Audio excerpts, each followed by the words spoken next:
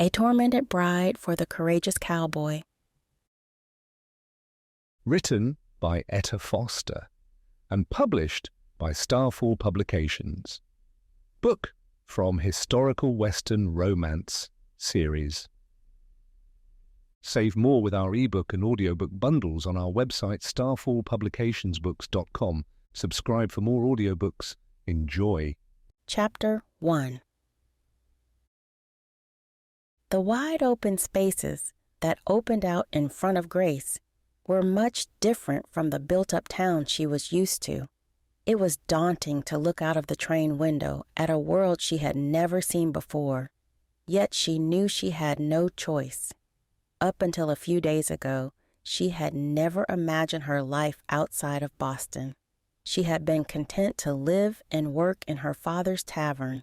That was until he had turned up, and her entire life had been turned upside down in a matter of seconds.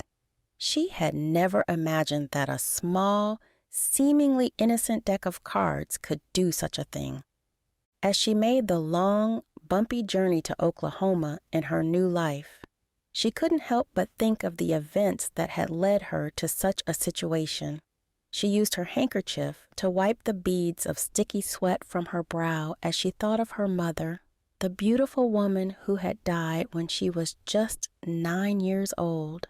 It was a memory that tugged at her heartstrings, although she was almost too young to remember.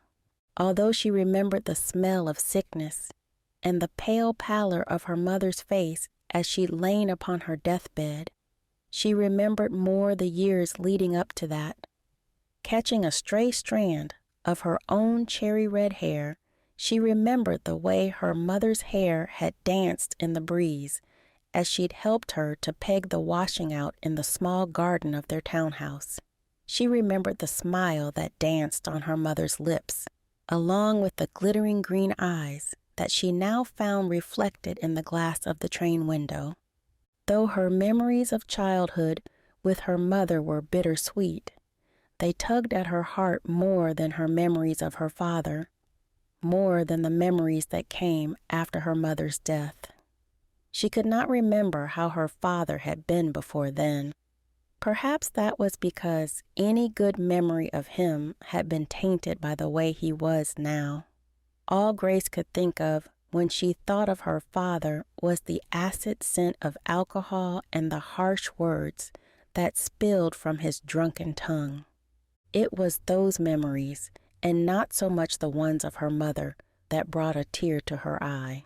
She knew deep down that her father had once been a good man, yet his flame had been forever burned out the day her mother passed. Though she could not blame her mother for dying, she knew well that she could blame her mother's death for where she was now. "Excuse me?" The soft-spoken voice of the woman sitting next to her startled her so much that she physically jumped. "I don't mean to be rude, but are you crying?" Grace turned her attention from the wide-open plains to the inside of the train carriage. She found that she and the woman were alone, save for an elderly man who was snoring at the back of the carriage. His hat was pulled down over his face.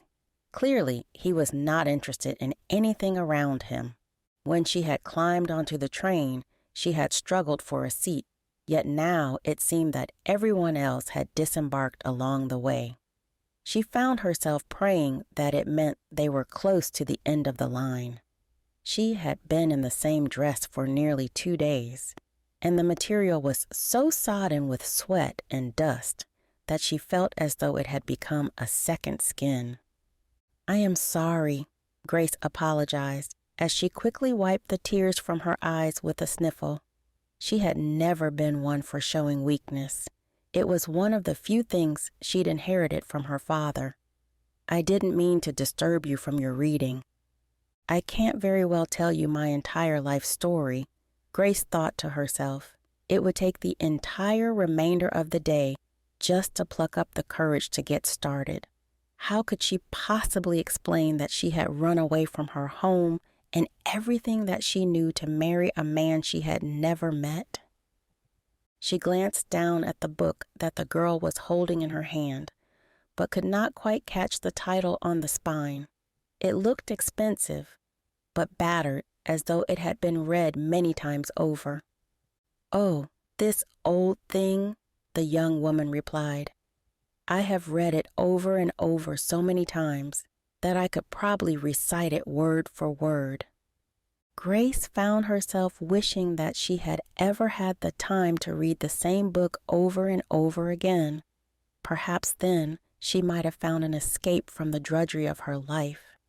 "What is it about?" she found herself asking, all too eager to think of something other than her own problems, even if it was only for a moment.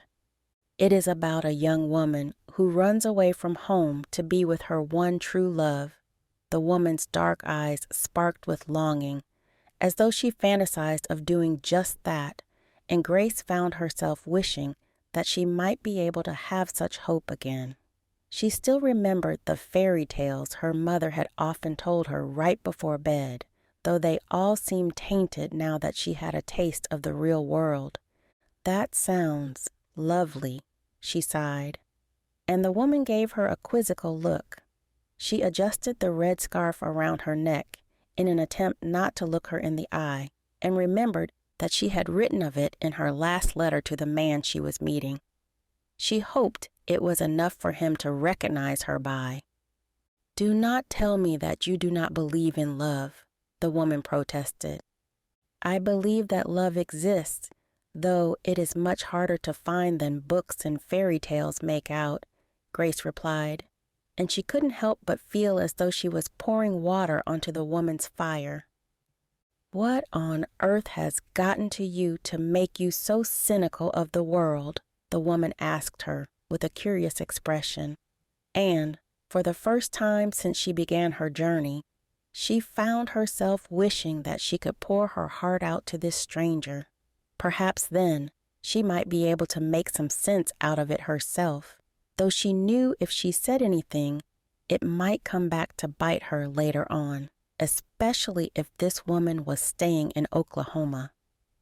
She had just parted her lips to reply when a voice suddenly yelled through the carriage, "Here we are, folks. End of the line. Last stop. Oklahoma." Grace sighed both with relief and disappointment. She had missed her chance at relieving herself, remembering a phrase her mother had often said, "A problem shared is a problem halved." That memory caused a lump to form in her throat, and she struggled to hold back tears as the train began to screech to a halt. "Thank goodness for that," the other woman exclaimed. "I was beginning to think that I would never be able to stretch my legs again." It was a miracle that the woman was still so cheery after such a long journey. Her brisk movements and quick speech exuded energy. Grace had to admit that her mind had been going in the same direction. Her legs were numb, and her behind was cramping from sitting for so long. She wasn't sure she would even be able to stand if she tried. When she watched the other woman jump up with excitement, she knew that she had to do the same. After all, she couldn't very well sit there forever. Yet the anticipation of climbing off the train in an unknown town had her shaking. Again, she thought of her life back home, and she longed to be back there pouring pints of ale for the regular patrons at the Dog and Duck. She missed them all terribly already, but she knew there was no going back. "The only way is forwards." Her mother's sweet voice rang in her ears as it had all those years ago, and she knew that no matter where she went, her mother would always be with her in spirit. It was that spirit that gave her the strength to stand and pull her luggage down from the overhead compartment where she had placed it the morning before. "My name is Nancy Delaney, by the way." The woman startled her yet again as she turned to find her with a hand extended. "Grace Mathers," she replied, as she shook the woman's hand and adjusted her grip on the handle of her case. "Well, Grace, it was lovely to ride with you. And I hope that Oklahoma holds all you are searching for."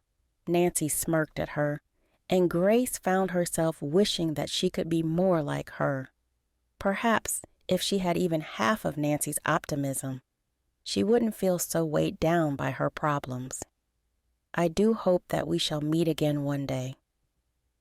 "Thank you," Grace replied, and she couldn't help but give her a brief smile back before the woman turned and began to make her way down the train. The instant she was gone, Grace felt more deflated than ever. Perhaps it was because the woman had so much energy, it caused her to realize how little she had herself. Grace was just about to follow when the train suddenly lurched forward, coming to a harsh stop, and she realized that this was truly it. There was no turning back now. She had come too far to go back. There was nothing left for her back home. Oklahoma was all she had now, and whether she liked it or not, she would have to call it home from now on. She had nowhere else to turn. With that thought in mind, she put one foot in front of the other and disembarked the train. Her heart hammered as the thick, dusty air hit her square in the face. The sudden change caused her to cough and splutter, and for a moment she was completely overwhelmed. Disoriented, she closed her eyes and pressed her handkerchief to her mouth and nose.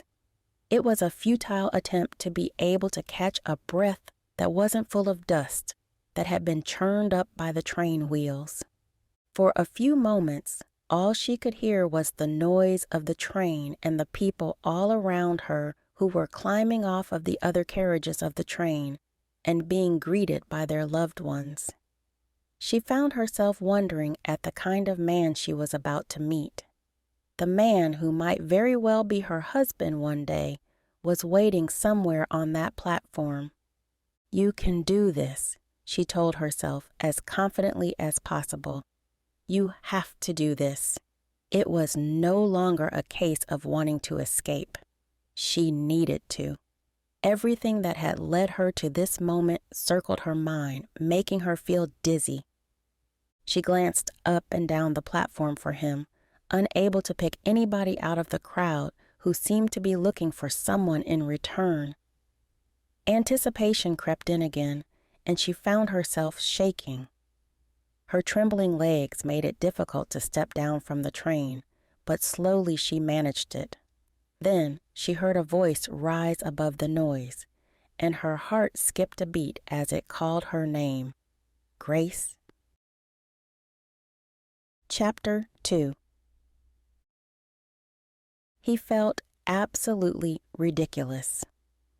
Not only was he wearing his Sunday best on a Friday, but his ailing mother had made him promise that he would attend the station with flowers picked from her garden. Of course, it was a nice gesture and one that he was sure the young lady would appreciate, but if he was honest with himself, it just wasn't him. "You need her, Maddie." His mother's words rang in his ears, even as he stood waiting on the station platform for the train to arrive. "After all, who will look after you and your boys when I am gone?" It was bad enough that his mother had placed ads in marital columns and on notice boards up and down the country, but she had even begun to get him to play along. His mother had a funny way of getting what she wanted in the simplest of ways. It wasn't something that Matt liked to think about, but he had to admit that his mother was right.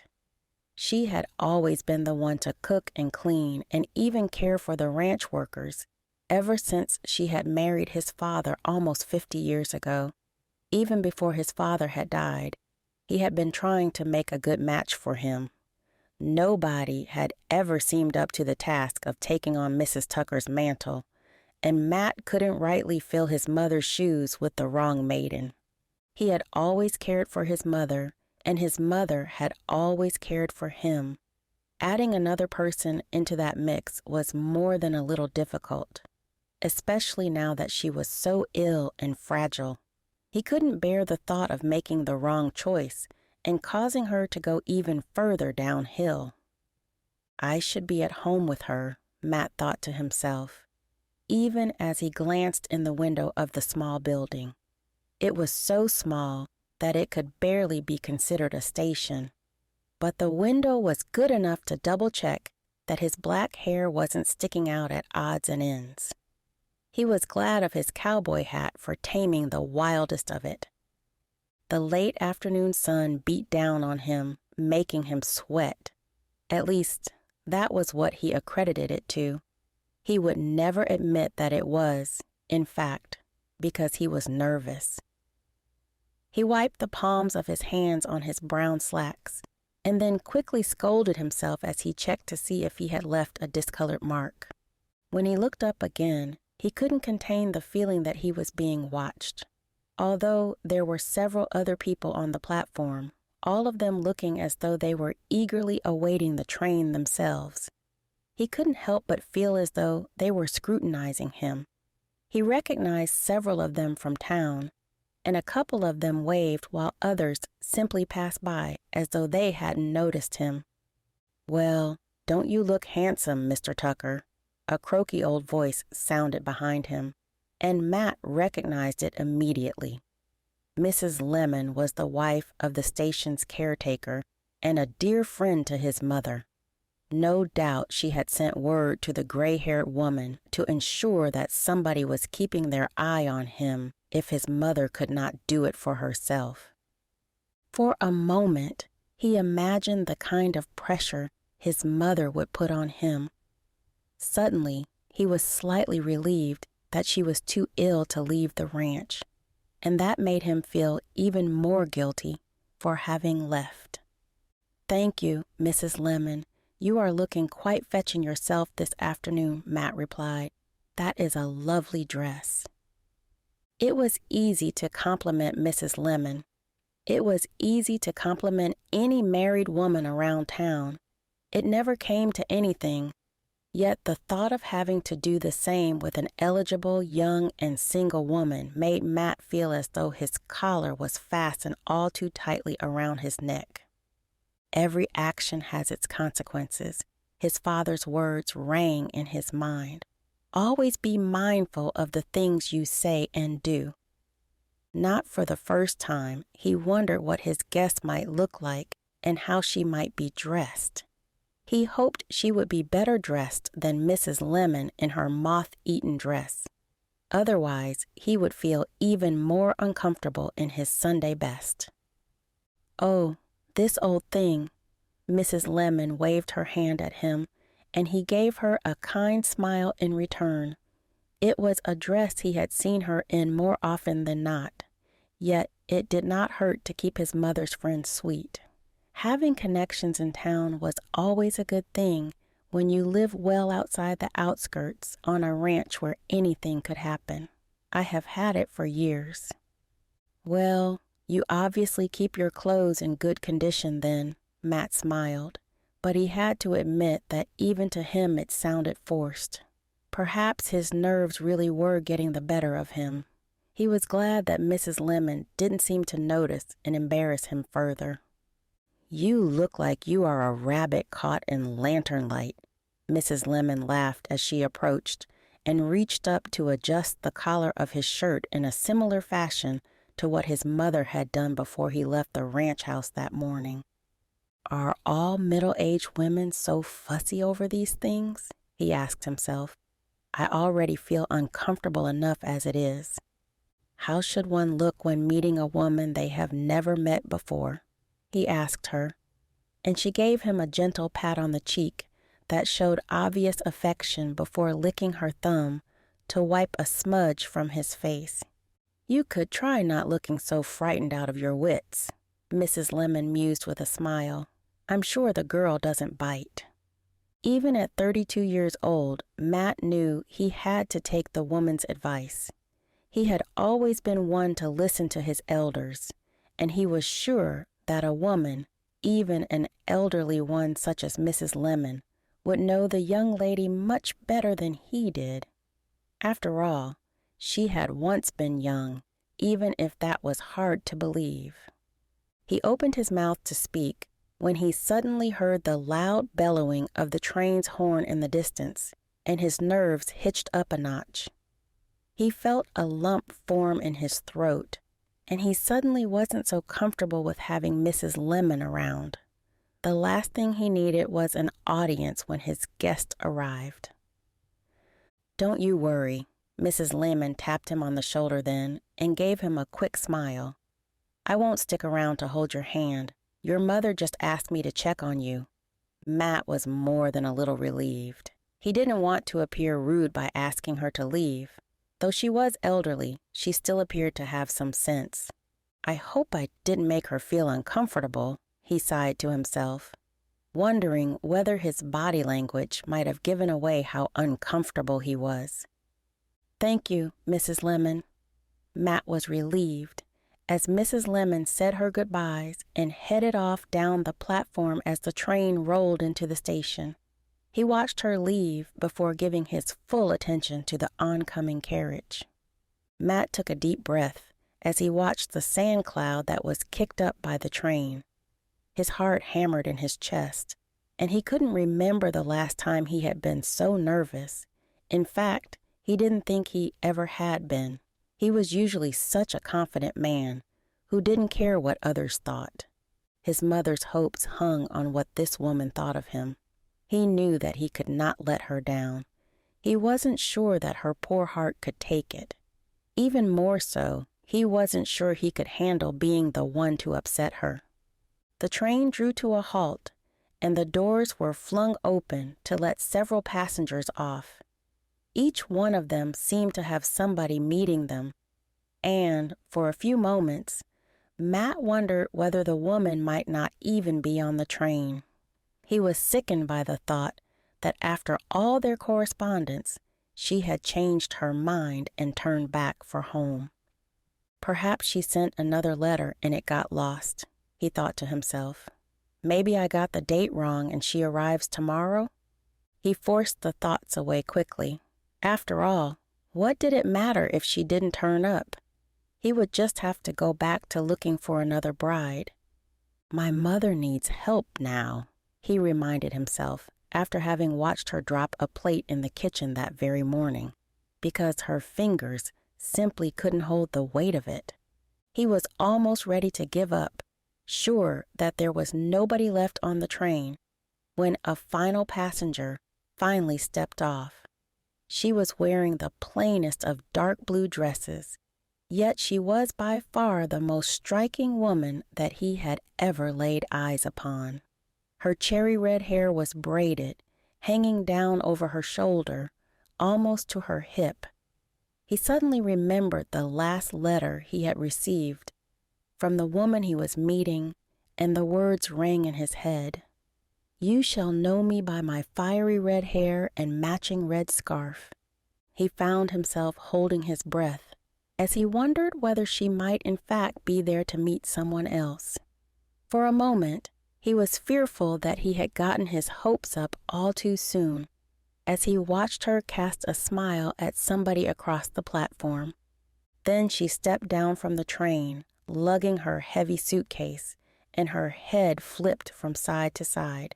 She had obviously never been to Oklahoma before, and he wondered whether she might be his guest after all.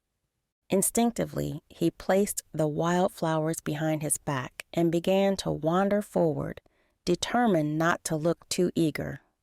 "Grace?" When she turned to look at him, Matt was more than taken aback by the striking gray of her irises, and he found it almost impossible not to get lost in them as she replied, "Mr. Tucker."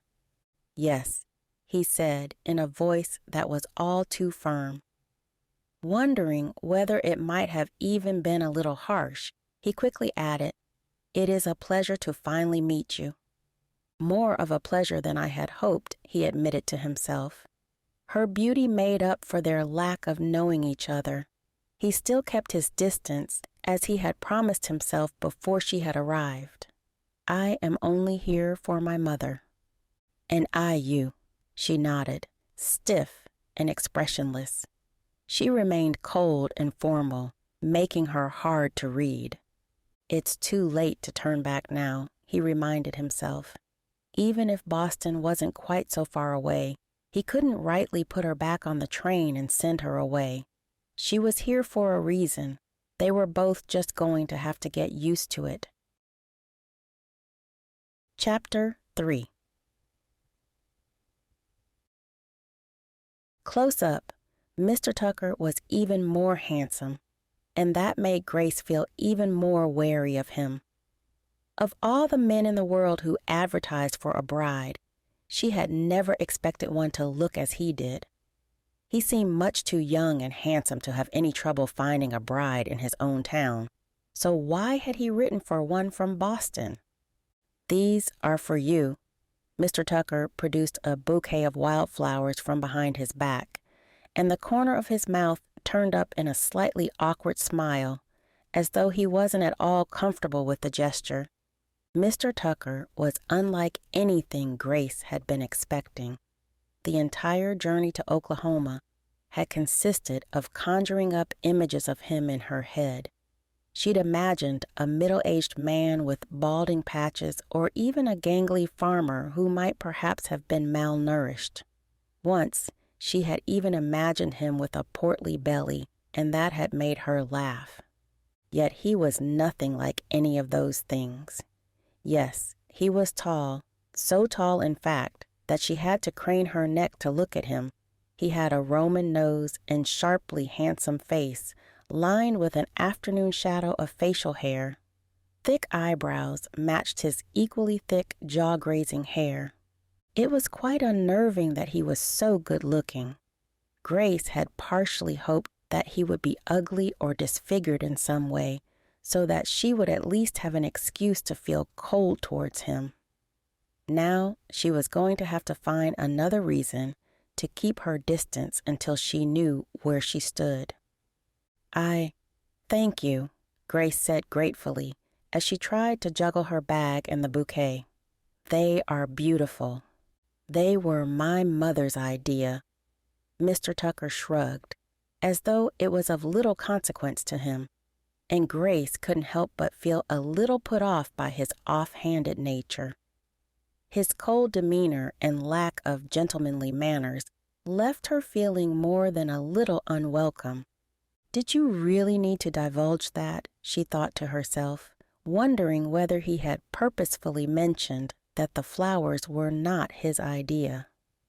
Some men might have taken the credit for such a gesture, but it seemed that he wasn't bothered by what she thought of him.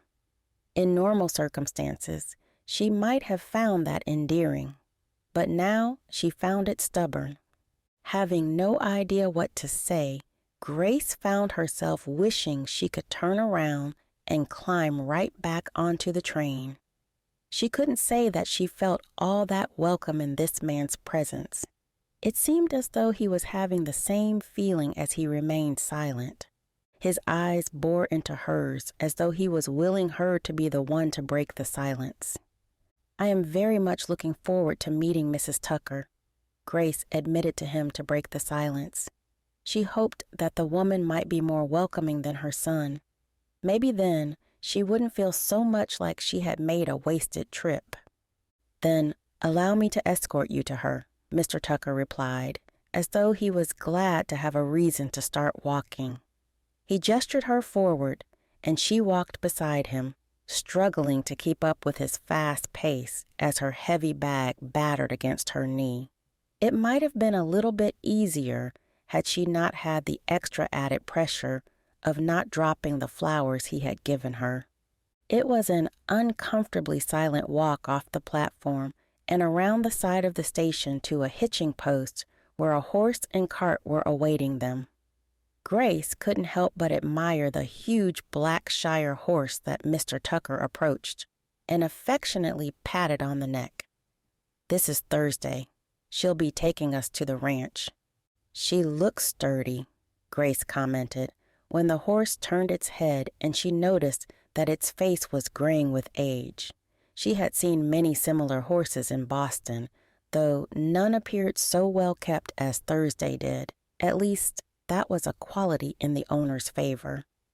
She has served the ranch well since my father purchased her about 15 years ago. The man had an obvious affection for the horse. I imagine she will be retiring soon then? Grace asked, knowing that if a horse was not retired, it would likely be worked to death. She couldn't stand the thought of that happening to any animal.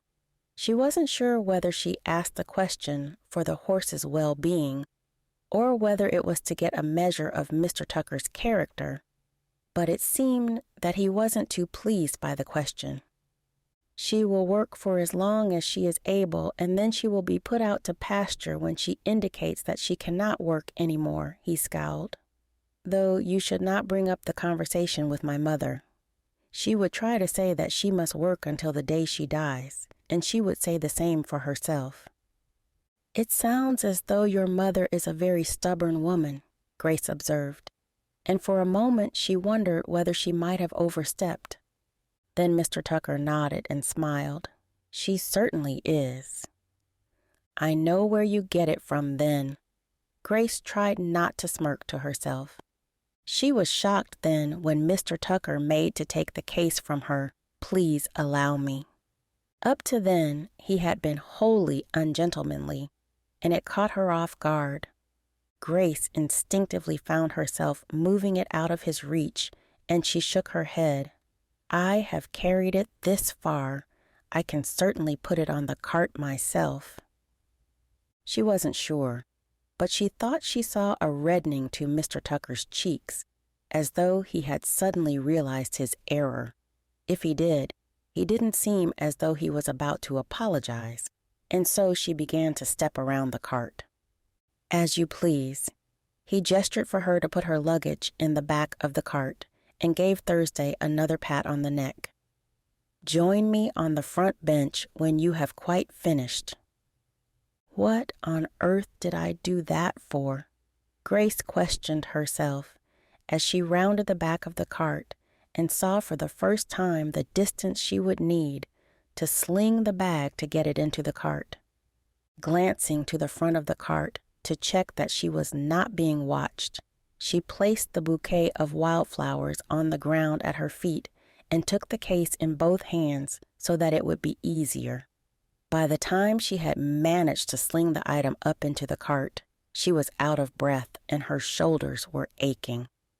We haven't got all day, Mr. Tucker called to her as he untied the reins from the hitching post and clambered up onto the front bench of the cart. I'm coming. Grace spoke through her breathlessness, trying not to sound as though she had overexerted herself. Picking up the bouquet, she dusted the flowers off before traveling around to join him. Her second awkward task was to climb up into the front of the cart with only one hand to steady herself, while the flowers were clamped in her other. When she glanced at Mr. Tucker to see if he might offer a hand, she found him already staring off ahead as though he was disinterested. It was more than a little disheartening, but Grace tried her hardest to remain hopeful as she finally slipped onto the bench beside him and laid the flowers in her lap. She struggled not to mutter something crude under her breath as she plonked herself down beside him. I was beginning to think you would never get up here, Mr. Tucker sounded amused, and when she looked at him, she saw the corner of his mouth twitching. I would like to see you try climbing into a cart with your hands full. Grace couldn't help the fiery tone to her voice. It was something her father had always scolded her for and likened to her mother. He had even sometimes blamed it on her cherry red hair and how its roots were planted deep in her fiery soul. Not for the first time since she began her journey, she found herself missing her drunk gambler of a father. He was one of the few things she missed, though since stepping off the train, she found she was missing Boston more and more. It would take a while to get used to the thickness of the day air. Perhaps one day we shall test it, Mr. Tucker shrugged. But for now, let's get home before we lose all the sunlight. It is not my home. Grace struggled to bite back the words. knowing that Mr. Tucker might take it the wrong way.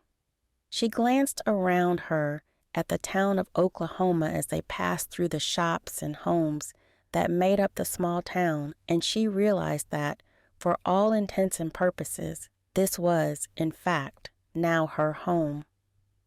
Silence fell over them again as they left the town behind, and Grace's anticipation grew.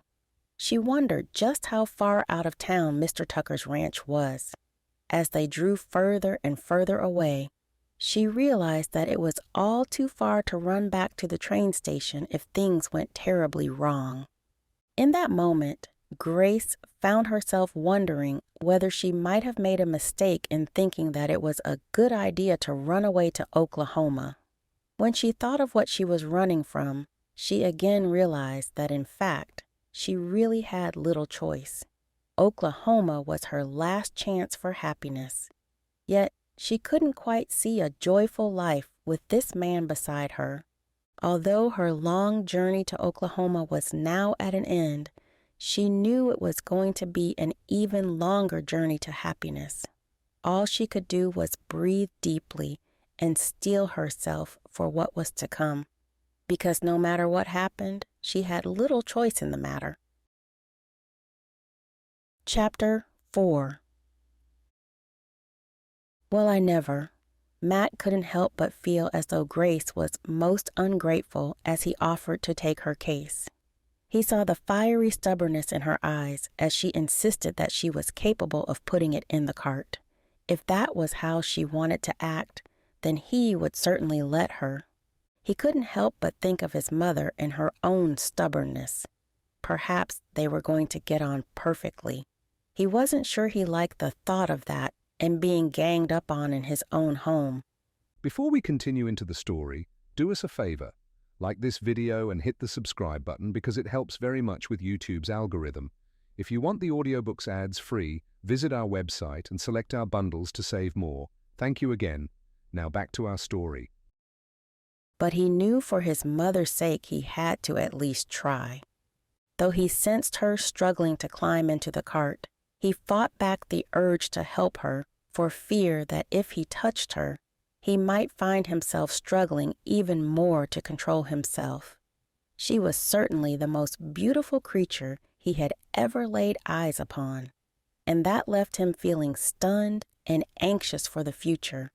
He couldn't allow it to get in the way of seeing her stubbornness, especially if she began to make life difficult.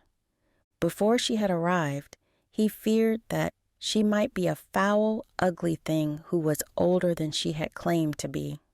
Now he found that it was quite the opposite.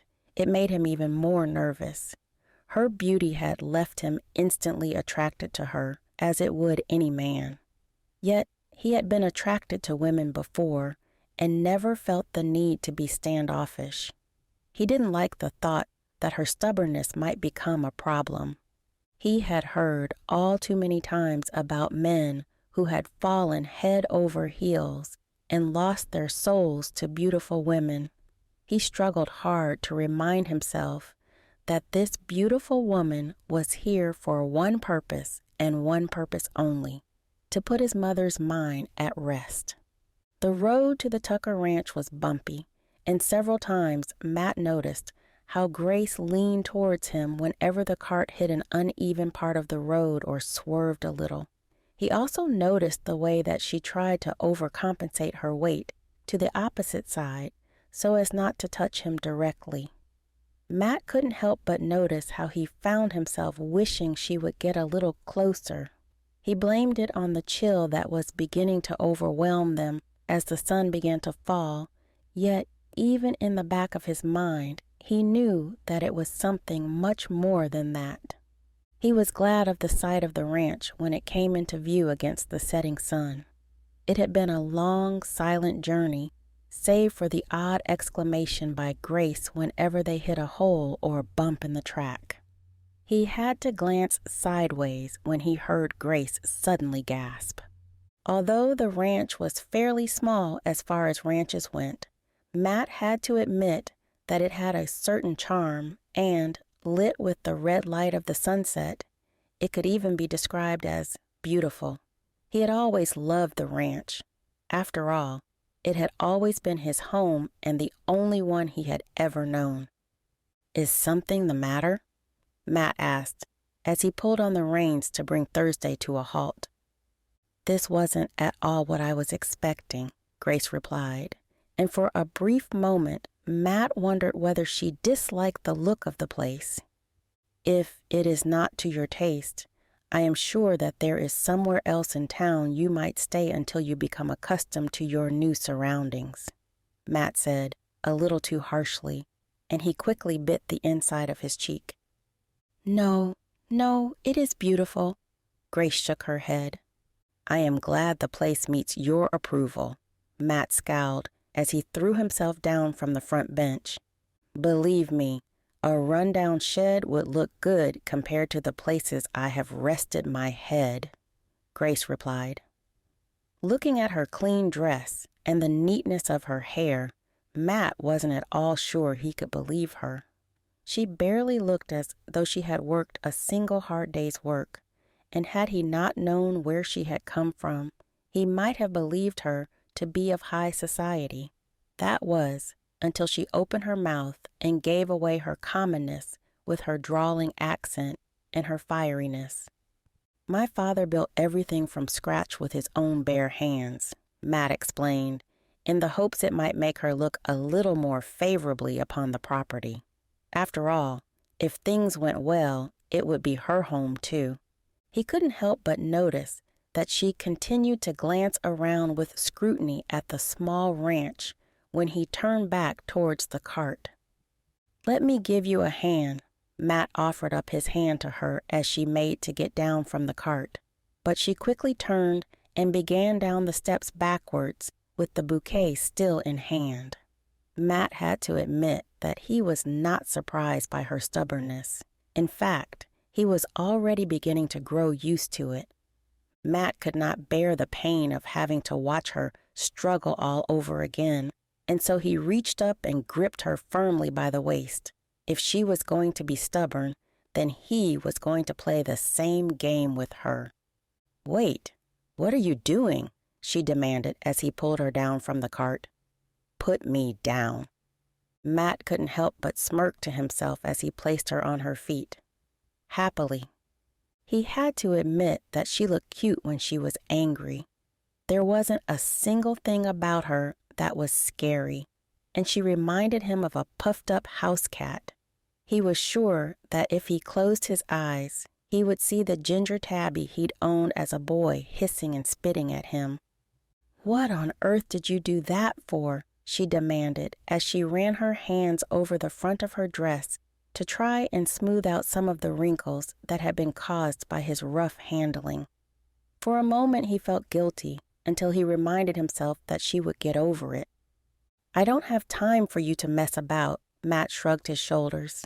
"My mother is waiting to meet you, and I am sure you are keen to get some rest after your long journey." Still ungrateful as ever, he thought to himself, and he turned his attention to collecting her luggage from the back of the cart. "I could have gotten that," she protested as he pulled it down and began to carry it towards the porch steps. "We would be here all night if I let you," Matt sighed and gestured her inside ahead of him. "Let's not keep Mother waiting too much longer. I need to check on her."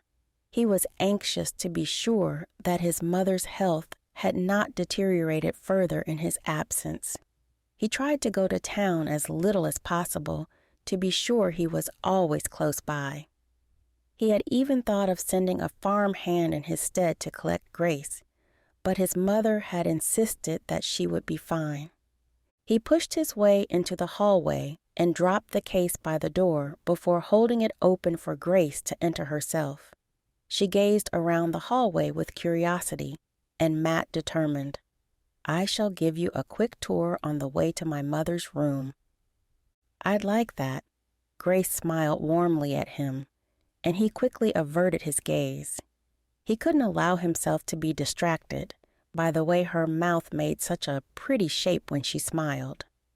"To the left, we have the kitchen, and to the right is the living room," Matt explained, pointing first one way through one arch and then the other through a second arch. "I see," Grace nodded, following his finger, and he couldn't help but feel as though she was mocking him. What gave it away, he thought. The dining table and the rocking chair beside the fireplace. It wasn't difficult to look at each room and easily know what each was for.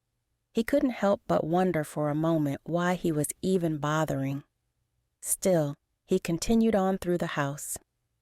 "Further down the hall is my study, which I prefer to keep private, and a small library that my father built for my mother," Matt explained, his heartstrings twinging at the mention of his dearly departed father. "It sounds as though your mother was a very lucky woman to have somebody like him," Grace commented. "Most women are not so lucky." Was that aimed at me? Matt thought to himself, but then he quickly brushed away his uncertainty. What did it matter if that was how she felt about him now? There was still time to change all of that, if indeed it could be changed. "I could not claim to know about the luck of women," Matt replied as he gestured for her to follow him up the stairs. In the silence that followed, all he could hear was the creaking of the stairwell as he went, followed by the similar creaking of the floorboards as he made it onto the landing. He was sure that it wouldn't be long before his mother realized that they had returned, and he knew he would have to lay down the ground rules before she did. "My bedroom is at the front of the house," he explained. "There will be no need for you to ever be in there." "Until we are married, you mean?" Grace suggested, as though she was well aware of what he was attempting to say. "Yes, until we are married," he spoke through gritted teeth. He needed to be sure his intentions were clear so that there were no misunderstandings between them. Until his mother had become ill, he had never even entertained the thought of ever being married, and it was foreign to him still. "Your room is the guest room beside my mother's at the back of the house, and there is an outhouse to the rear of the property for all private matters." Matt struggled not to blush at the mention of such things. It was not something that was often brought up with mixed company, though he knew it needed to be said. "Of course," Grace nodded, looking as though she was completely unfazed by it. He was relieved that she did not pick up on his embarrassment. "Breakfast is served just after dawn, and an afternoon meal is expected for all the ranch hands," Matt continued quickly in order to get off the subject. "Supper is also provided for them before they travel back home again. Though my mother will help wherever she can, the cooking and cleaning will mainly be down to yourself from now on." Grace looked taken aback for a moment, as though she hadn't expected to be dropped straight into the thick of things. "I would have liked to give you a few days to settle into things, but due to the circumstances, I fear I am unable to do so," Matt continued, as he saw the look, and Grace nodded. "I am no stranger to hard work and cooking for employees," she replied. "We will see about all of that," Matt thought to himself, though he did not let on. "Shall we meet Mrs. Tucker, then?" he suggested, and he gestured down the landing to the doorway closest to them. Chapter 5. "Maddie, is that you?" A croaky yet feminine voice hit Grace's ears as they approached the door that Mr. Tucker had gestured to. "If it be anyone else lurking outside my door, I'm not too old to whip you with my walking stick. Is her bite as bad as her bark?" Grace couldn't help but laugh with amusement, but Mr. Tucker didn't seem to share the same feelings towards his mother's words. "Hardly," he grunted, as he stepped forward and knocked on the door before he pushed it open and greeted the woman inside. "It is us, Mother." "Well, well, do bring the girl in out of that drafty cold hallway and come by the fire." The woman's voice was friendly, if a little rough with age, and Mr. Tucker stepped out of the way to allow her to enter. We don't want you catching a cold on your very first day here, do we?" She stepped into the room beside him to find a woman sitting beside a roaring fireplace. She was swinging back and forth in a rocking chair. A walking stick leaned against the side table, looking precarious, as though it might suddenly topple into the flames. "Come here, child, so that I might get a good look at my son's bride." The woman squinted at her and ushered her forward with an urgent roll of her hand. For Grace to hear the words spoken aloud made her quiver. She had never really thought of being anybody's bride. Grace glanced at Mr. Tucker, who gave her an after-you gesture before she stepped forward into the light of the fire. As she drew closer, she managed to get a better look at Mrs. Tucker, who didn't seem at all as old as her voice made out. She looked frail and her hair was grayed, yet her face still held several signs of youth, which told her that the croaky voice and need for a walking stick were down to illness rather than age. "Well, I never, Mattie." The woman gaped as she looked Grace up and down. "I never would have guessed that you could have gotten yourself such a beauty of a bride." Grace was almost sure that her cheeks were glowing as brightly red as her hair, and she hoped that the firelight might make it look a little less harsh. Though she was used to male attention, having worked in a tavern, she wasn't at all familiar with having women compliment her. In fact, it had often been the opposite in Boston. "I had not noticed." Mr. Tucker's gruff reply made Grace instantly annoyed. She had never thought of herself as beautiful, yet she had never been so insulted as to have a man outwardly deny it.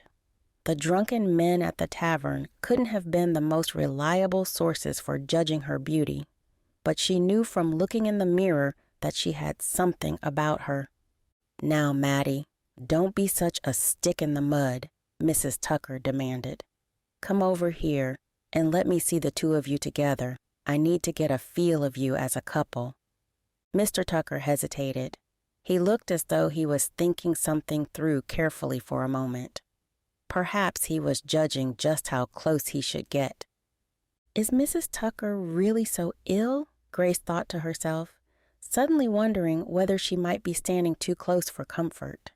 Yet there didn't appear to be any signs of anything contagious within the room.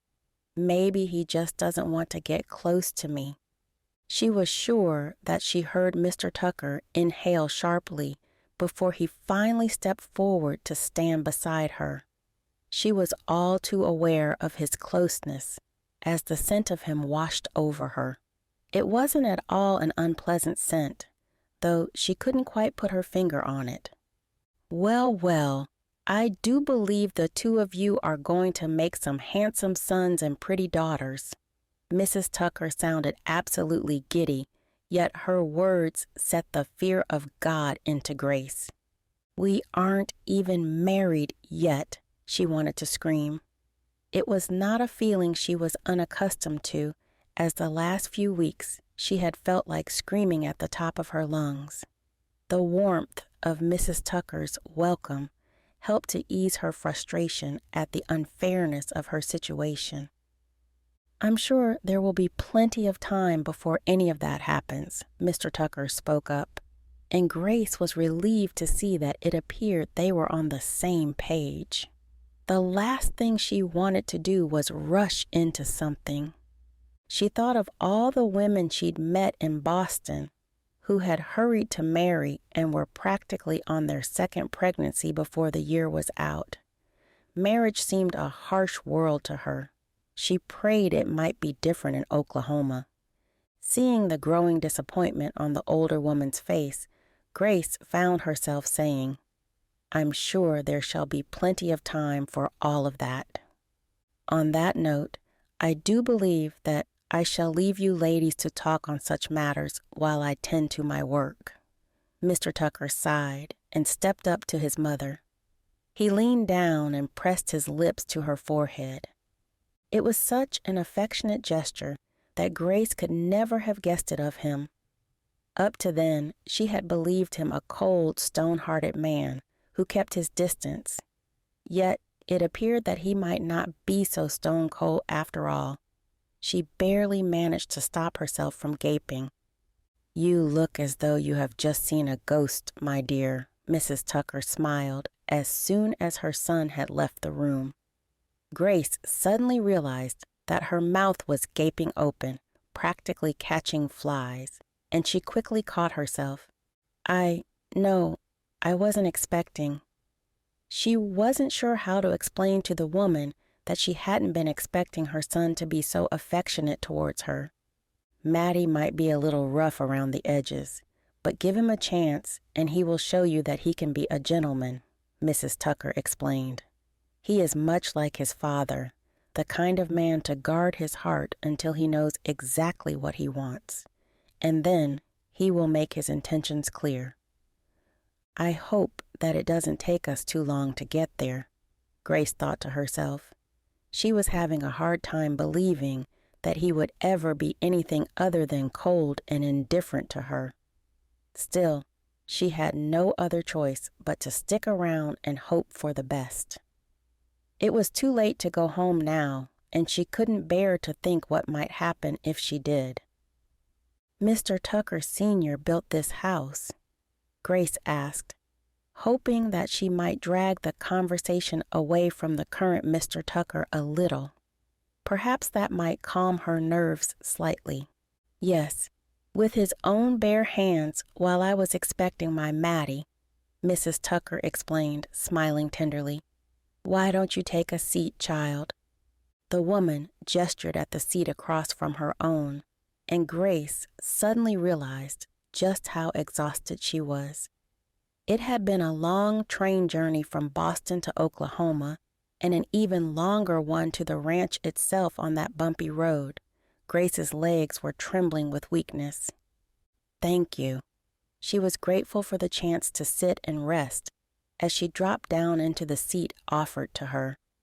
"You are most welcome both to sit and to be here," Mrs. Tucker announced, and Grace couldn't help but smile at the older woman. "I am sure Matty has already laid down most of the ground rules, but I am afraid I have one more for you." Grace was suddenly concerned. The woman's face had turned from friendly to serious, and she wasn't at all sure what was about to come next. Holding her breath, she nodded and waited to hear what the woman had to say. "Give this a real good chance, my girl." Mrs. Tucker leaned forward stiffly in her chair and reached out her hand. Grace found herself doing the same. When the woman gripped her hand, Grace noticed how rough and calloused her skin was. It was clear she had worked hard in her day, and Grace wondered whether that might be her own future. "My Matty is a good man," the woman continued, when Grace made no attempt to respond. "If you are good to him, he will most certainly be good to you." Grace didn't like the thought of what would happen if she wasn't good to him, but knowing that being sent home wasn't an option, she nodded. "I will always try my best." "And that is all any of us can ask for," Mrs. Tucker replied. "I am good at reading people, and I believe you will fit in well here if you just give it a chance." "I certainly intend to try," Grace assured her. "After all, I have nowhere else to go." The thought made her quiver, and she prayed again that she had made the right decision to escape it all. "What is the matter, girl?" Mrs. Tucker asked suddenly, and her face turned to a frown. "You have gone as pale as milk." "It's nothing," Grace assured her. She couldn't very well tell her it was because thinking of home made her feel sick. "I am just tired after my journey." "That is understandable," Mrs. Tucker nodded. "Rest here a while before supper, and then you may get an early night before the real work begins tomorrow." After sitting idle on a train for the better part of 2 days, Grace liked the sound of that, and she was suddenly a little more excited about what was to come. The thought of actually having something to do other than sitting around made her feel a little less apprehensive. She couldn't stand the thought of being a woman who married just to sit at home all day, like the good high society housewife. This life will suit me better than any I could have had in Boston, Grace tried to tell herself, though she was still wondering how she was going to get along with the man who was to be her husband. Thinking of the long emotional journey ahead, Grace was glad that she had the chance to sit. The very thought of the future made her knees weak, and not in a good way. "You will be good for my Mattie," Mrs. Tucker spoke in a dreamy tone, and when Grace looked up, she saw that Matt's mother was dozing off. It was clear that the excitement of her arrival had worn the sick woman out. Grace couldn't help but smile, content to let the woman sleep, so that she did not have to answer more questions. The sound of the woman snoozing was comforting, and Grace couldn't help but be reminded of her father's drunken snoring in his rocking chair back home. It was odd the kind of things that could make a place a little more comfortable, but Grace wasn't going to question it. Chapter 6. Grace had never been so terrified in her life. Her heart hammered in her chest with the effort it took to run. She felt as though her lungs were going to explode if her legs didn't give out first. The Boston city streets were dark. The buildings loomed all around her, closing in as though they wanted to swallow her whole. Yet it wasn't the darkness or the city that scared her. It was the figure she could sense behind her. Though she could not see him, she knew he was there. She could sense his presence like a dark, ominous shadow that was reaching its hands out to take hold of her. If the city didn't swallow her, the monster behind her certainly would. She ran and ran until her bare feet were raw and bleeding. Her nightdress did little to shield her from the cold, gripping wind that threatened to force her backwards into her stalker's grasp. Past the blood pounding in her ears, she could hear the footsteps growing ever closer. Still, she turned corner after corner, never seeming to get ahead. In the back of her mind, she knew that it was only a matter of time before he managed to get his hands on her. Yet she couldn't help but think that maybe if she just continued running, a miracle might occur. Grace could think of nothing else save for putting one foot in front of the other. She had to stay ahead. She needed to stay out of his grip or she was done for. There were no other options left. "Don't stop running," the small voice in the back of her head continued to urge her forward. But that same voice was growing weaker. She was growing weaker. The adrenaline that pumped through her veins was not enough to keep her going forever. She knew it. The monster behind her knew it. In a moment of madness, she found herself glancing backwards in the hopes that she might find the street behind her empty. A scream ripped from her throat when she realized that the shadow was much closer than she had realized. She could see it now, a tall, looming shadow that devoured everything in its path, reaching out to claim her too. In that moment, Grace realized her mistake. She should not have looked around. It was a waste of time and of energy. Even more so, it was a waste of balance which caused her to go toppling forward as her toes hit an uneven furrow in the ground. Another scream erupted from her lips, though this one was so loud it rang off the buildings all around her until she was deafened by it. The shadow was upon her now.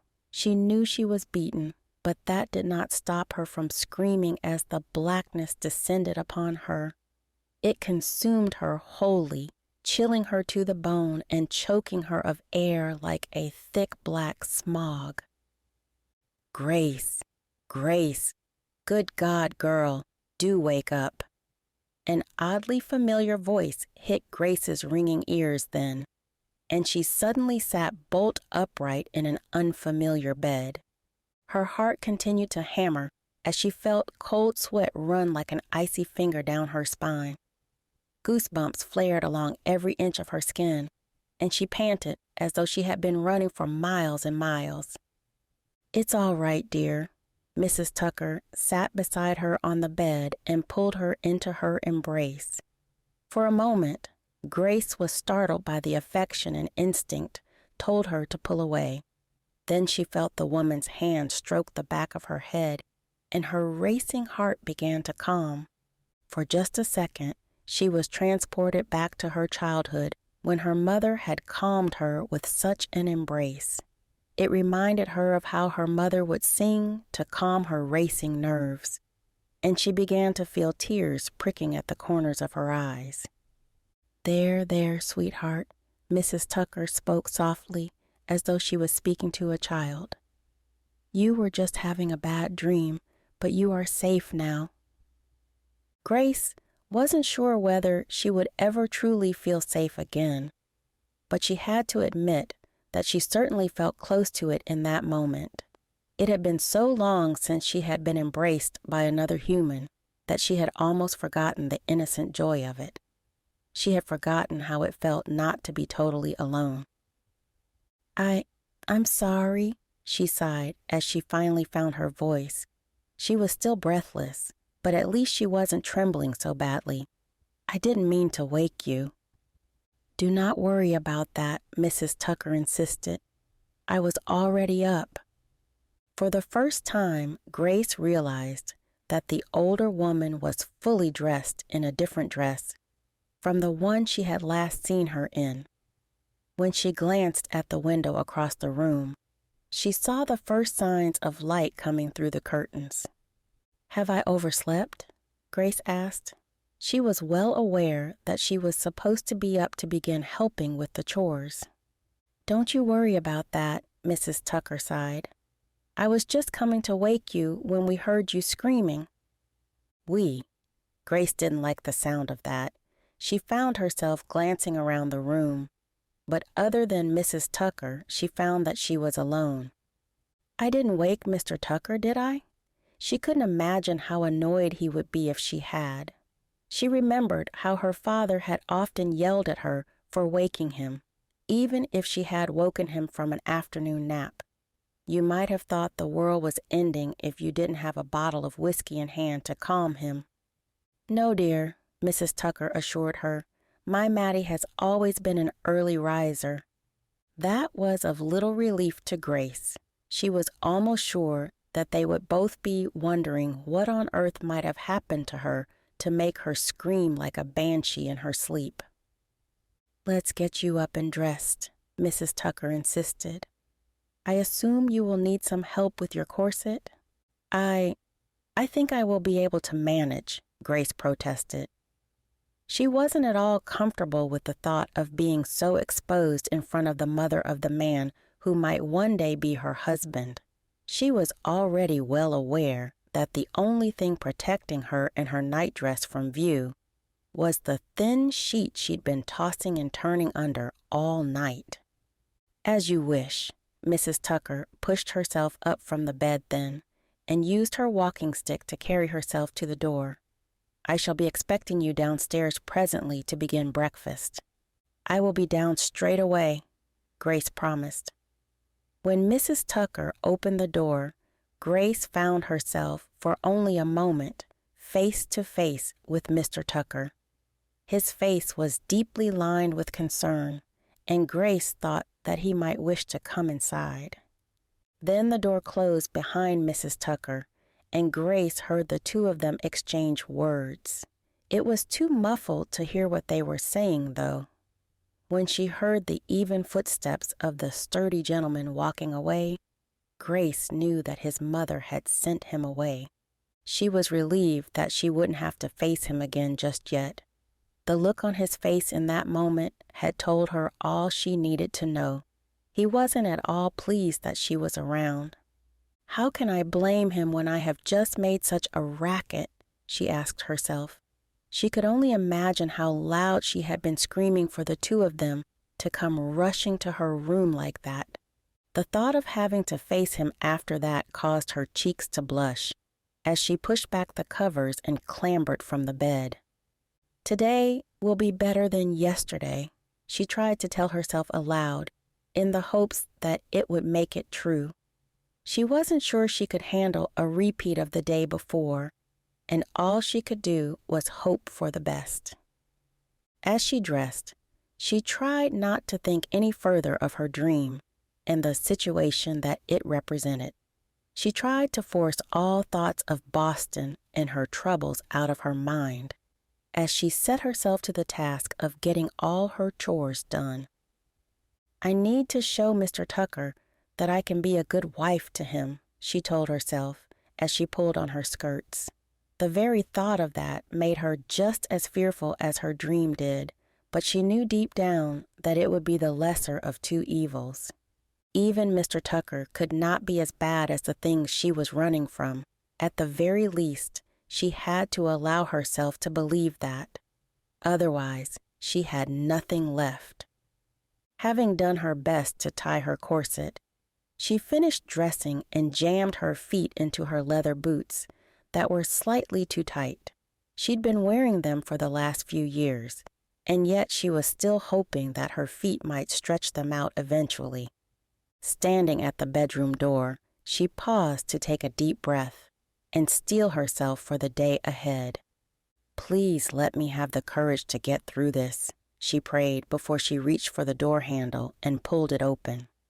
Walking down the hall and down the stairs was almost as terrifying as the darkened streets of her dream when she thought of what might be awaiting her downstairs. It was a small relief when she entered the kitchen to find that there was no sign of Mr. Tucker. Only his mother was in the room, working away as though she had completely forgotten why Grace was there.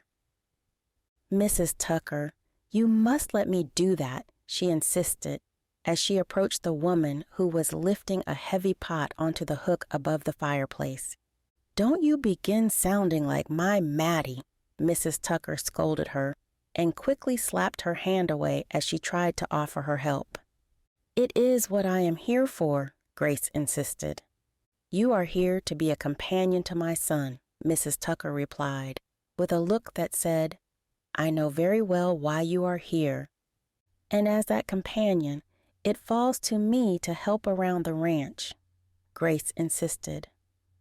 "Then help me to get this breakfast started," Mrs. Tucker insisted. "I do not need you to do everything." Grace could only imagine how Mr. Tucker was going to react if he saw that his mother was doing too much. She could tell from the woman's own stubbornness that there was going to be no talking her out of it, and so she simply sighed. "What would you like me to do?" Chapter 7. He had just reached the front door on his way to do his usual chicken coop run when he heard the gut-wrenching scream that erupted from somewhere above his head. Instinct had Matt rushing towards the stairs in his mother's bedroom. The thought that she might have had a fall and hurt herself caused his heart to tear into 1,000 pieces. When he reached the top of the stairs, he was amazed to see his mother hobbling towards him at a speed he hadn't seen for months. "Mother, what on earth is going on?" he demanded even as she urged her way past him. "Slow down or you are going to hurt yourself." That was when he heard a second scream coming from the guest bedroom, and he found himself rushing after his mother even as she flung herself into the room.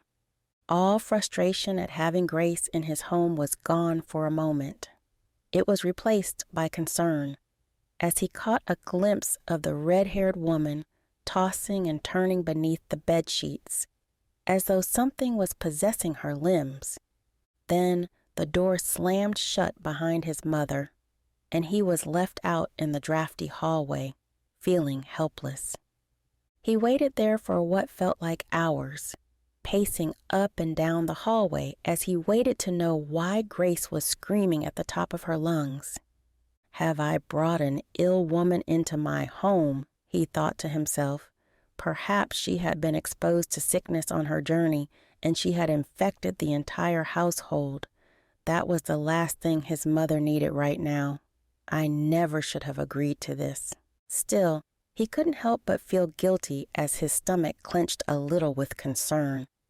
Matt had just turned to storm back down the hallway when the door clicked open and he turned to see his mother step out of the room.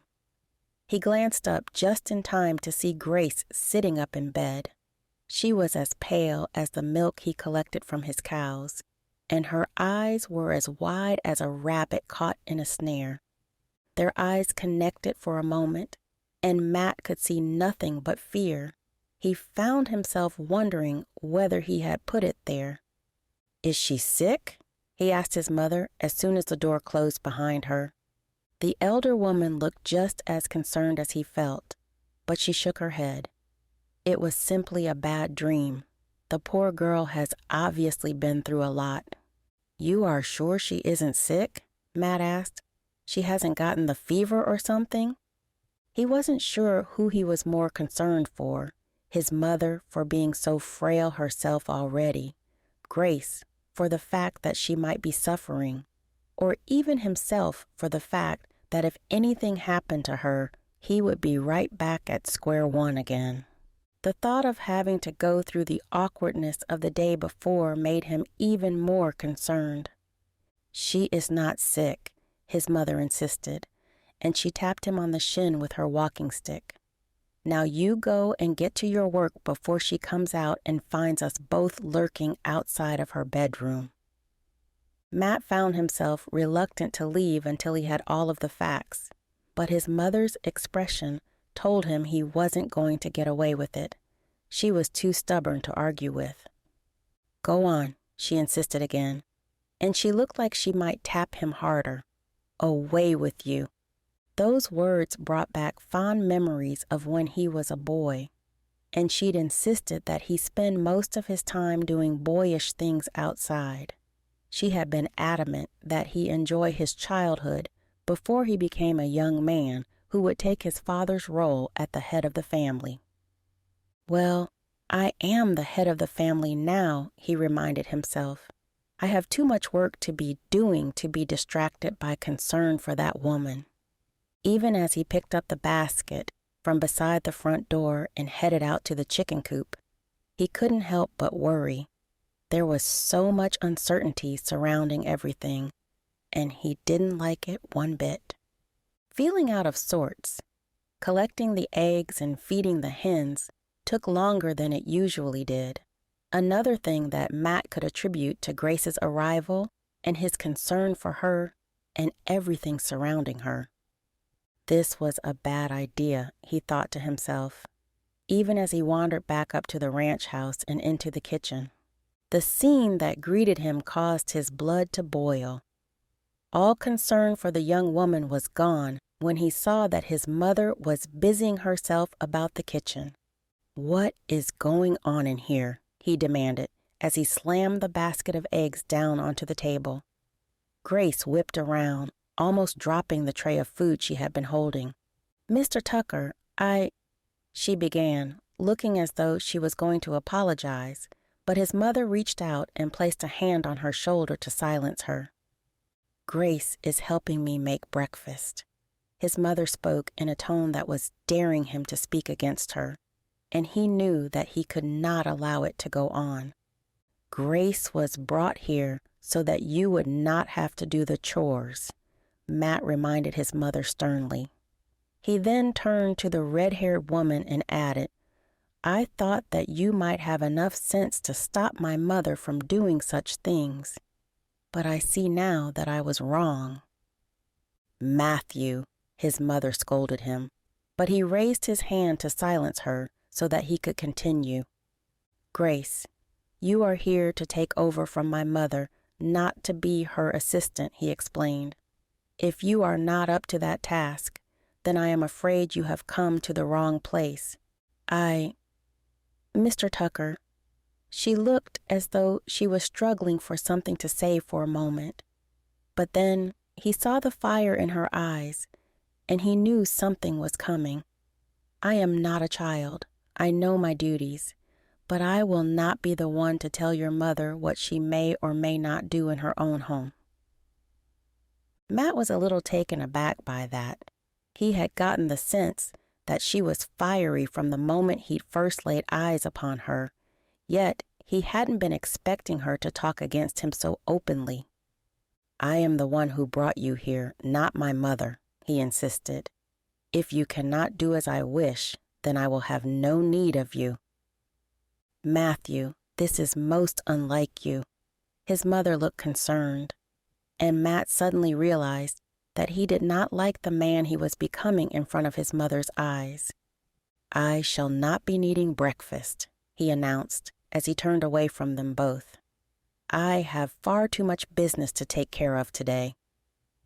With that, he turned and stormed from the house, leaving both women dumbfounded. He had promised himself before her arrival that he would not allow Grace to get under his skin. He had told himself over and over that he would not allow her any power over him. Still, here he was, feeling as though she was changing him already, and she hadn't even been on the ranch 24 hours. Matt didn't like it.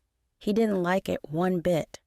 In that moment, he set himself the task of doing everything he possibly could about the ranch that would mean he would not have to step back into the house until supper time.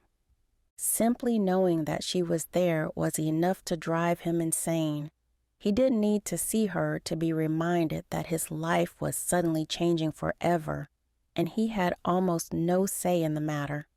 My mother needs her, he reminded himself. Though he wasn't pleased about it, he knew it was true, and it was the only reason he had even given it any chance at all. As he headed to the barn, he found himself remembering the day that his mother had knocked on his study door to tell him the news. He felt anger as he remembered how she had told him that she had written several advertisements in his name. He also remembered the excitement on his mother's face when they had received their first reply, their only reply, from none other than Grace herself. She is God sent, his mother had said, and had Grace not turned out to be so stubborn and willful, Matt might have agreed with her. She is going to be more trouble than she is worth, Matt told himself as he pulled open the barn door and slipped inside to check on his livestock and let them out into the pasture. He had a feeling that something was coming. He didn't know what it was, but it felt like the storm clouds were brewing, and Grace was at the very center of it all. Mathew? His mother's voice hit his ears just as he heard her walking stick clicking on the hard-packed earth behind him. Mother, what are you doing all the way out here? He demanded. You are supposed to be resting. I am not about to sit in my rocking chair and wait for death to come and take me, she scowled at him. And you should not want me to do so. You know that isn't what I want, Matt sighed. All he wanted was for his mother to be well again. Not so long ago, she had been running around with the best of them, helping to catch the runaway cows, and even wrestling a chicken or two, but now she was a ghost of that woman. That scared him beyond words. Then do not treat me as though I am about to drop dead. Her words caught him off guard, and he couldn't help but flinch. I am perfectly capable of continuing to help around the ranch. You cannot expect for that poor girl to simply be dropped into ranch life and know exactly what to do. That is what she is here for, Matt insisted. She is here to help, and if she can't do that, then she is of no use. Grace is not one of your cows, his mother reminded him. She isn't just here to do her work.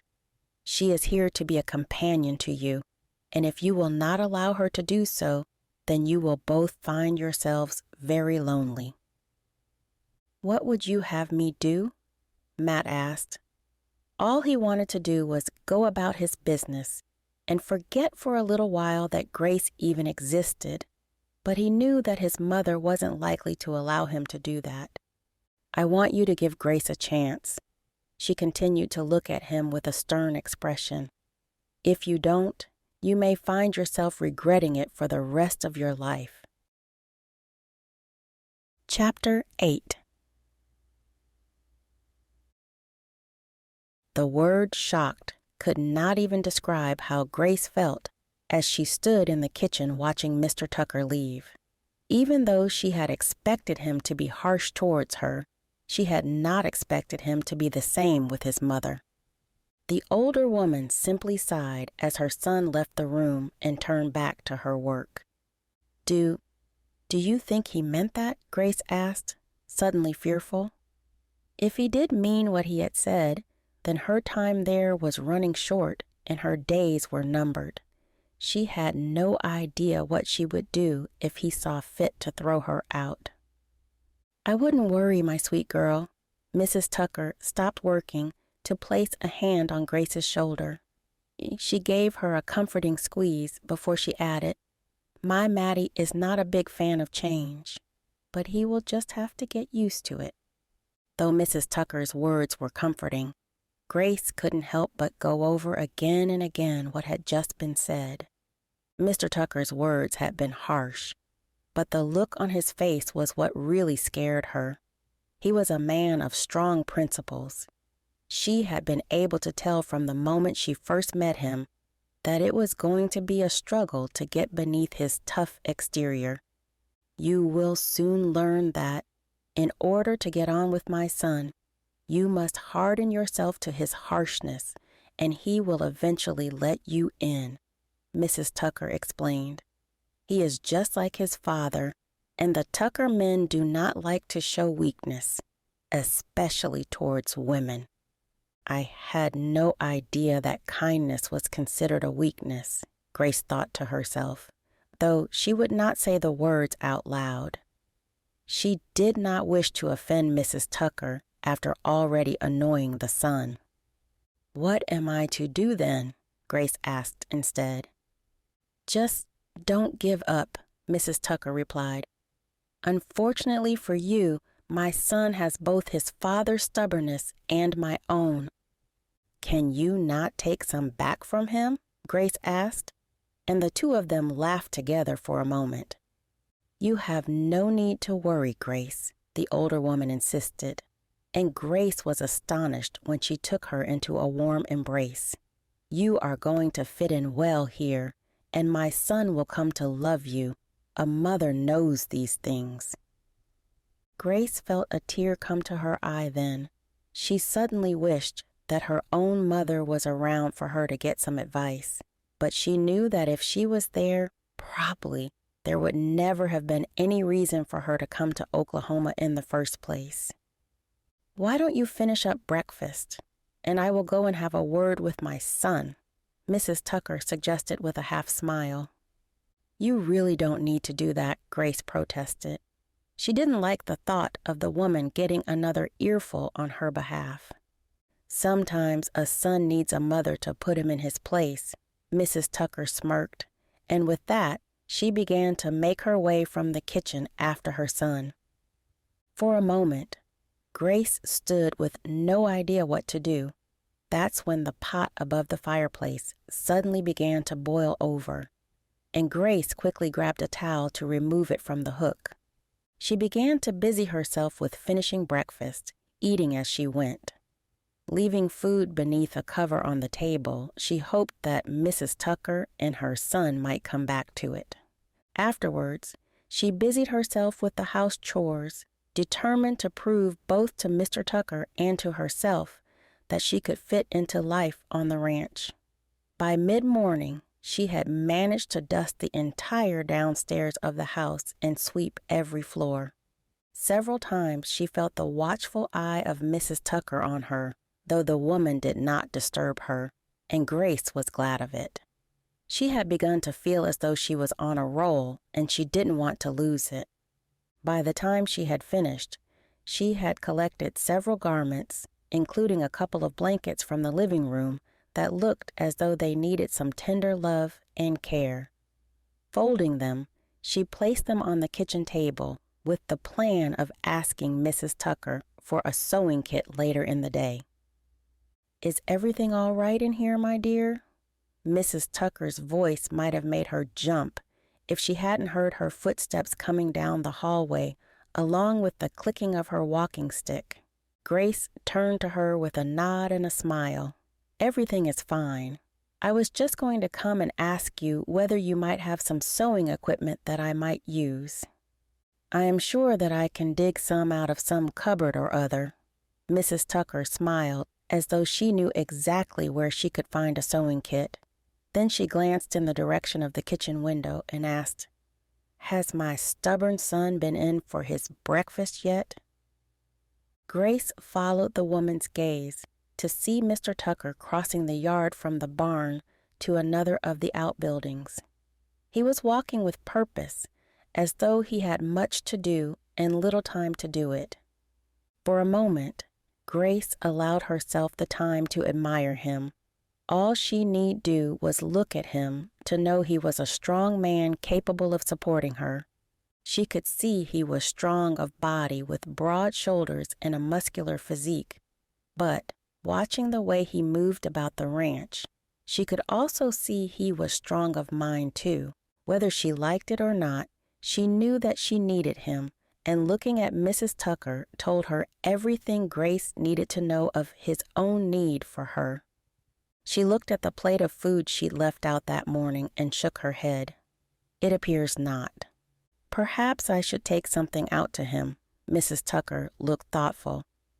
"There's no need for that," Grace protested quickly. "I can do it." The last thing she wanted was for Mrs. Tucker to trek around the ranch looking for her son. He would obviously blame her for his mother's lack of willingness to rest. She didn't want to give him the benefit. Mrs. Tucker smiled again, as though she knew well what the girl was thinking. "There you go. Now you are starting to think along the right lines." "What do you mean?" Grace questioned. "Has nobody ever told you that the way to a man's heart is through his stomach?" Mrs. Tucker laughed, and Grace couldn't help but join her. "I do believe that I have heard that somewhere," she nodded. "Well, there is a basket in that cupboard over there that you can use." Mrs. Tucker pointed to the kitchen cupboard and then reached for one of the blankets that Grace had placed on the table. "You should take this out too and see if he might sit and eat with you." Grace wondered whether that might be taking it a step too far, but she took the blanket anyway. She couldn't bring herself to disappoint the woman. "If he remains stubborn, you can tell him his mother demands he rest and eat or he shall be no good to anybody," Mrs. Tucker announced, and with that, she turned to leave. Grace turned her attention to filling the basket she found with savory biscuits and a few slices of meat and cheese. She filled a water skin and added it to the basket before she glanced outside to see where Mr. Tucker might be. Her eyes detected him across the yard in the pasture along with the cattle, and for a moment she found herself smiling, "Right where you belong," with the rest of the stubborn herd. She was still laughing to herself as she wandered out of the house with the basket on one arm and the blanket draped over the other. The closer she drew to the pasture, the more nervous she became. She could sense Mr. Tucker's presence more than she could see him pass the cows, and she wasn't at all sure what his reaction would be. For a moment, she felt as though she was intruding upon his privacy.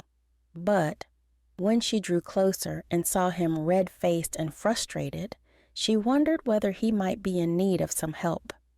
"Mr. Tucker, is something the matter?" she asked as she approached. That was when he turned, and she caught a glimpse of the calf that was struggling behind him.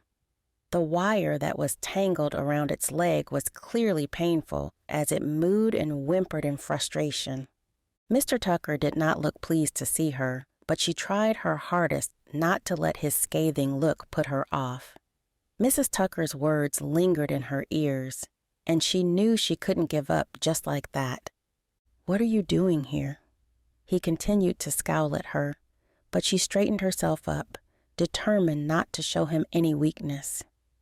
"I noticed you didn't come back to the house for breakfast, and I thought you might be hungry," Grace explained as she lifted the basket to show him. "I thought perhaps we might eat together and get to know each other a little better." "As you can see, I am a little busy here," Mr. Tucker gestured towards the calf that was cowering at his feet. "What can I do to help?" Grace asked, as she placed the basket down on the hard-packed earth and draped the blanket over it to protect the food from the sun. Mr. Tucker looked slightly amused. I'm not sure there is anything you can do to help." "What is that supposed to mean?" She scowled back at him with her hands on her hips in order to show her disgust. "You are hardly dressed for ranch work." Mr. Tucker gestured to her dress, as though trying to ease the sting of his words a little. Grace was not going to allow herself to be daunted by that. Instead, she proved her own stubbornness by hitching up her skirts and climbing up onto the fence. "What are you doing?" Mr. Tucker demanded. "You are going to break your neck." Chapter 9. It had been a quiet morning of the usual ranch chores, but now here he was rushing towards Grace as she flung herself over the fence. He feared that she might get herself caught up in the barbed wire he used to keep the predators away from his livestock. The last thing he needed was for her to end up just like the calf. Yet even as he rushed to her aid, she jumped down from the fence and turned to look at him with a triumphant smile. You would be surprised what a woman can do in a dress. She smirked at him as though she had finally won a point against him, and Matt gritted his teeth to stop himself from saying something too harsh in response. "Don't go blaming me if you go tripping over and getting trampled by the herd." He shrugged his shoulders. The look on her face told him there was no way he was going to dissuade her. "And don't be getting in my way either." "I'm here to help, so put me to work," Grace insisted.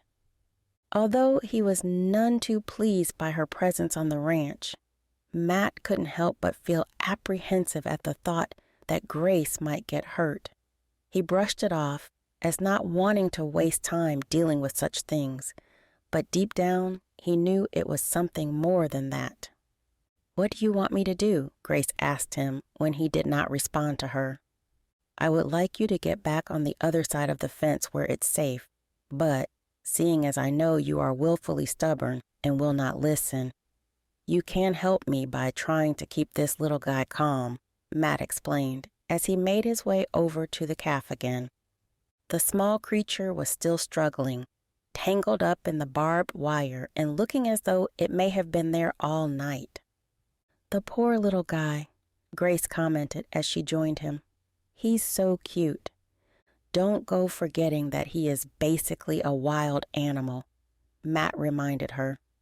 It wasn't necessarily true as he handled his cows a lot, but it was better for Grace's safety if she believed it. "I am well aware of how to act around animals," Grace assured him, but still he wasn't entirely convinced.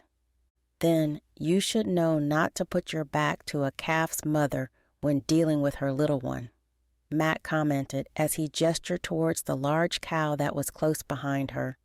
"Come and stand this side." He was all too aware of how protective cows could get over their young. He remembered the way one had once chased him right to the edge of the pasture when he had gotten a little too close to her newborn. His rear still stung with the memory of him throwing himself over the fence and landing on his backside. That wasn't a memory he was willing to share with Grace, and so he watched silently as she came around the calf to stand beside him. "What do you want me to do?" "How strong do you believe yourself to be?" Matt asked. "Strong enough to lug barrels of beer around at the tavern?" Grace replied stubbornly with a scowl that told him not to believe all women were weaker than men. "Do those barrels wriggle and move?" Matt asked, returning her a look that told her she had no idea what she was letting herself in for. "Just tell me what you want me to do so that we can get this poor guy sorted." Grace frowned at him. "You are the one wasting time now." "Very well. I need you to try and hold him still so that I can remove the wire," Matt explained, one arm around his neck and the other around his chest. "I can do that," Grace nodded. She approached the calf slightly warily, and Matt was glad to see her use common sense rather than diving right in. He watched as she stroked along the calf's back before she wrapped her arms around it and looked at him. "Ready when you are." Matt could already see the struggle on her face as the calf began to wriggle. Its mother let out a distressed call, and Matt knew that they were going to have to work quickly.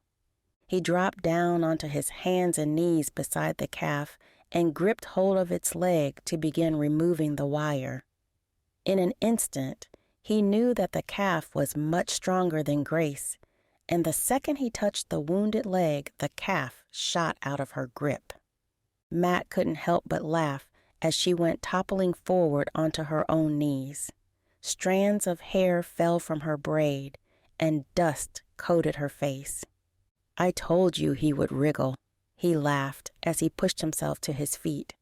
He leaned over and offered her his hand, but she quickly made work of getting herself back to her feet without his help. "Maybe if you hadn't tugged so hard on the wire, he might have been okay," she scolded him as she dusted off the front of her dress. "And maybe you should admit defeat and leave this to the professionals," Matt responded, still a little amused at her suddenly disheveled appearance. "No way. Us Boston girls don't give up that easily." Grace shook her head even as she rolled up her sleeves. "She is determined to get herself hurt," Matt thought, as he watched her approach the calf again. For a moment he was confused as he watched her pull a handkerchief from her pocket. "What do you plan on doing with that? I'm not sure wiping his nose is going to do you any good."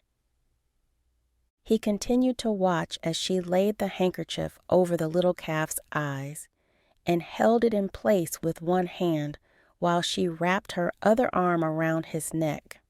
"I saw a man do this with an injured horse once. I figure cows are pretty much alike." Matt had to admit that her logic was along the right lines, and he stepped towards the calf, who now appeared to be a little calmer. "There, there, little one."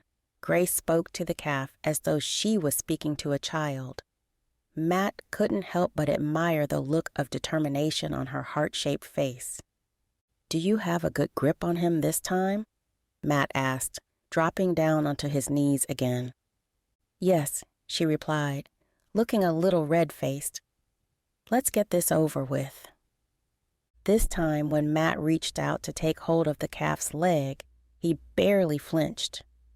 Careful to keep his face out of kicking distance, he began to untangle the barbed wire from the calf's leg. When blood began to ooze from the wound, Matt half expected Grace to suddenly let go.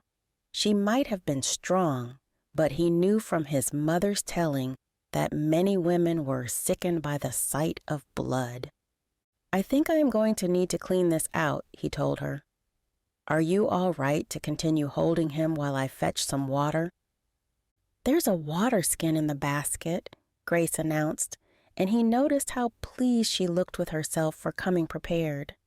"Try keeping him calm while I fetch it then," Matt told her. He pushed himself back up off his knees and hurried to the basket that was still set on the other side of the fence. When he returned, he found that Grace had moved positions. The calf had become so calm in her presence that she now sat on the earth with the creature's head laid in her lap. For a moment, Matt was startled by the sight. It was like nothing he had ever seen before, The urge to wipe his eyes was only stopped by having the calf's blood all over his hands. She's a natural, he thought to himself, though he would never admit it to her. Are you going to stand there gawking all day, or are you going to get this wound cleaned? Grace scowled at him, and Matt realized he had been watching her for too long. Don't let her distract you, he reminded himself, as he dropped back down onto the earth beside her to flush out the calf's wound. The animal did not stir until the water began to sting its leg.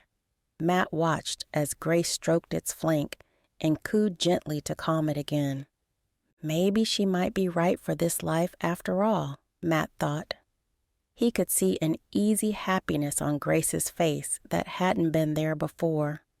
She was falling in love with the little ranch, all thanks to the tiny calf in her lap. It was a fact that made Matt a little less harsh towards her, though it also made him apprehensive. He couldn't bear the thought that things might be suddenly ripped away if they allowed themselves to get used to them. He remembered all too well the effect his father's death had on the ranch, and he didn't like the thought of anything similar happening again. There we go, he sighed, as he realized that the water skin was empty, all done. Can I let him go? Grace asked, and when Matt nodded, she released the little calf, pulling the handkerchief away from his eyes. The calf instantly sprung up from her lap and began to dance around the pasture, its mother, looking a lot more at ease now that her baby was free, joined him to give him a good sniff. The bond between a mother and son is strong, Grace said, as she clambered to her feet and stood to watch them for a moment. Her tone told Matt that she wasn't entirely speaking about the cow and her calf. It is an unbreakable bond, Matt agreed. You know I have no wish to get between you and your mother. Grace surprised him then. It wasn't at all what he had been expecting. I just want to get on with my work and keep my head down. Then, I suppose, for my mother's sake at least. Matt forced a scowl so as not to appear as though he was warming to her. You can stay for a little while longer. Grace looked relieved at that. For just a moment, Matt allowed himself to breathe in her presence. I would be very grateful for it, she spoke up. And Matt was shocked to hear her words. Ever since she had gotten off the train the afternoon before, she had appeared entirely ungrateful. Perhaps that was my stubbornness rather than hers, Matt thought, but he quickly shoved it away. He couldn't be warming to her so quickly. It would only lead to heartbreak if things went south. He told himself he was protecting his mother, but deep down he knew it was really himself who needed protecting. I should really be getting back to my chores. Grace spoke up then, and for a moment Matt was disappointed. Then he quickly pushed the feeling away. He had no right to be disappointed. Grace was here to work and earn her keep. At least, that was what he told himself. Yes, I should be getting on too. Matt cleared his throat. Would you like me to take that and get you some fresh water? Grace asked, as she gestured to the water skin he was still holding. I am perfectly capable of filling it at the well, Matt replied a little too harshly. He scolded himself at the stung expression on Grace's face. I guess I shall leave you to it then, she sighed, and began to make her way back towards the fence. Matt watched her go with a heavy heart until she reached the fence, and he couldn't help himself as he told her, Thank you for the lunch. I will eat it as soon as I have time. She climbed back over the fence and left him with a smile on her angelic face. Scan the QR code or click on the link in the description to read the full book. The full audiobook will be available on YouTube in a few days. What did you like the most? Comment below and share this video on your social media and with your friends. Watch one of the following videos. Subscribe to our channel, like this video, and hit the notification bell to not miss any new audiobooks. Thank you for watching.